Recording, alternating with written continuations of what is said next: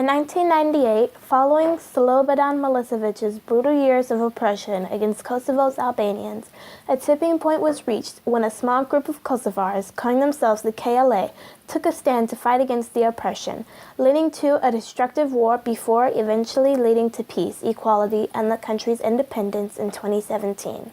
But let's start from the beginning to understand what happened. In 1918, as an outcome of World War I, the Kingdom of Serbs, Croats, and Slovenes was formed, calling themselves the Kingdom of Serbia. In 1929, the monarchy's name was changed to Yugoslavia. After World War II, Yugoslavia included the very wealthy Catholic republics of Slovenia and Croatia, Proper Orthodox Republic of Macedonia, Central Orthodox Republic of Montenegro and Serbia, Muslim Republic of Bosnia, which had a large population of Serbs and Croats. Plus, Serbia had two kinds of autonomous regions, Vojvodina and Kosovo. And Kosovo was largely inhabited by Muslim Albanians, with the Serbian as the minority. And they were all expected to get along under the flag of Yugoslavia, which had become a communist republic under Prime Minister Tito.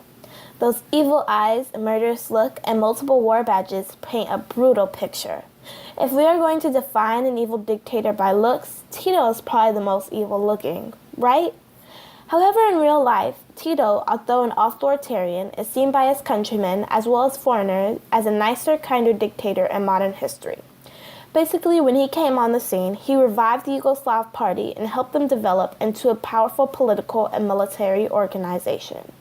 His popularity continued to grow, and he was elected president of Yugoslavia in 1953.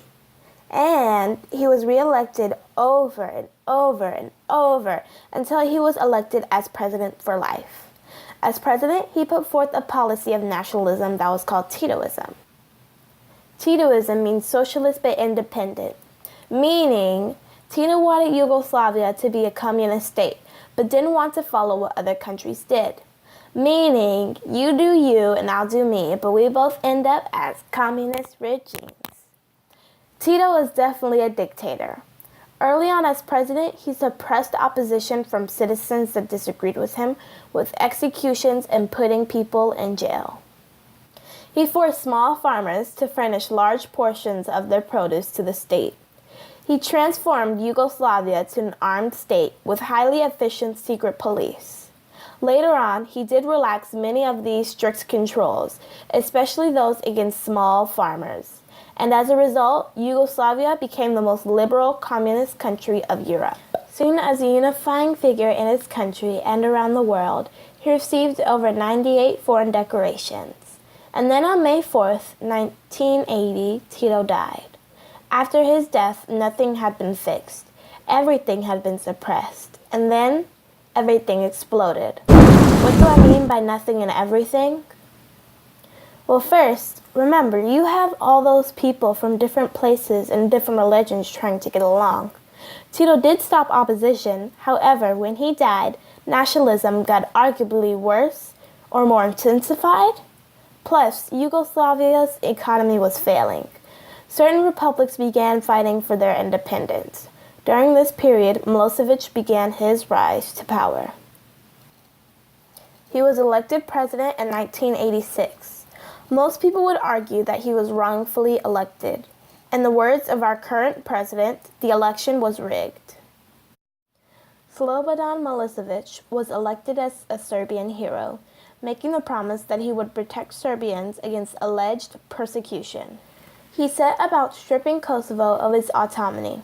Serbian nationalism was on the rise, and Kosovo Albanians felt it as much, if not more, than anywhere else in what remained of Yugoslavia.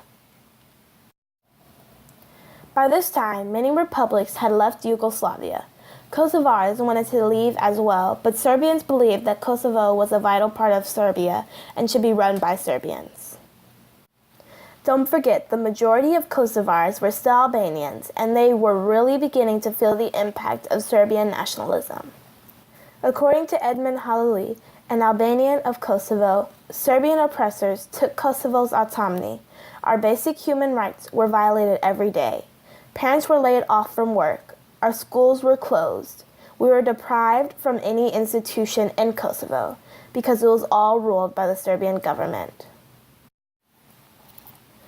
Milosevic had even taken over the Kosovo media and made amendments to the constitution which gave more power to the Serbians in Kosovo. The oppression the Albanians felt in Kosovo was unbearable. For them, there seemed to be no hope. But finally, someone took a stand. That person, or shall I say those people, were known as the Kosovo Liberation Army. The Kosovo Liberation Army, or KLA, were considered one of the most successful guerrilla movements in history. The KLA formed in the 1980s from independence demonstrations by Kosovo's Albanian majority. When peaceful demonstrations didn't work, the KLA took a stand for the people by forming a military organization to defend the rights of hundreds of thousands of innocent Albanians. Hanife, also an Albanian resident of Kosovo, stated that the KLA protected the unprotected masses of people, mostly unarmed Kosovo citizens. The KLA proved to be heroic because they were taking a stand against a massive army with more military resources than they had. Edmund went on to explain, in our eyes, they are the true heroes in Kosovo's history. The KLA took a stand against a large army that had far greater weapons, tanks, helicopters, to include jets, against an army that fought several wars prior to our war. The opposition was stronger, tougher, and had the superior position. Despite these disadvantages, starting out with only 500 people and growing to about 20,000, the KLA boldly and courageously decided to take a stand and fight back against the oppression of Milosevic's government. This led to the war in Kosovo. Wait, let's pause. So the Kosovars knew they were outnumbered? They knew they lacked the weapons, the manpower, the money, and other resources to defeat Milosevic's government? And yet 500 of them decided to take a stand and defend themselves anyway? That's pretty courageous. But anyway, back to the timeline. Unfortunately, the KLA taking a stand and fighting back did not lead to a peaceful resolution at first, but instead war in Kosovo. Serbian forces tried to expel the entire Albanian population. Many thousands of Kosovar Albanians were killed during the war, and several 100,000 were forced from their homes. In support of the KLA, NATO and the United Nations both joined in the war to help defend them. The battle continued for 1 year, 3 months, and 6 days until NATO's bombing of Serbian forces led to Milosevic's surrender. War is terrible, Edmund explained. After it all started, you could hear even silence. You could hear the smallest noise from nature, a bird chirp, a tree branch blow, until you hear bombings and gunshots, and that's when you realize that today could be your last day alive. During the war, over 800,000 Albanians were forced out of Kosovo. Over 500,000 were displaced. Several thousands of civilians were killed, and more than 5,000 civilians were injured. Many endured cruel treatment, and countless families were destroyed. Milosevic was later accused of mass war crimes, including genocide, unlawful attacks on civilians, mass deportations, and much more. When the war ended, Kosovo was placed under the administration of the UN. It remained there until 2008, when it claimed its own independence. War takes years and years and more years to recover from, and Kosovo is still recovering. One thing that is unquestionable is the important role that KLA played in helping the Albanians overcome Serbian oppression and begin a path to their freedom and independence.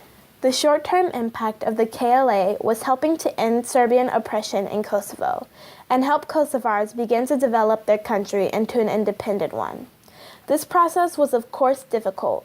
War divides people and families, and it was no different in Kosovo. But Kosovars were dedicated to putting their country back together. And what do we see as a long-term impact? Kosovo finally claimed their independence in 2008, and the UN recognized it as an independent country on February 17th this year. Yes, only a couple weeks ago.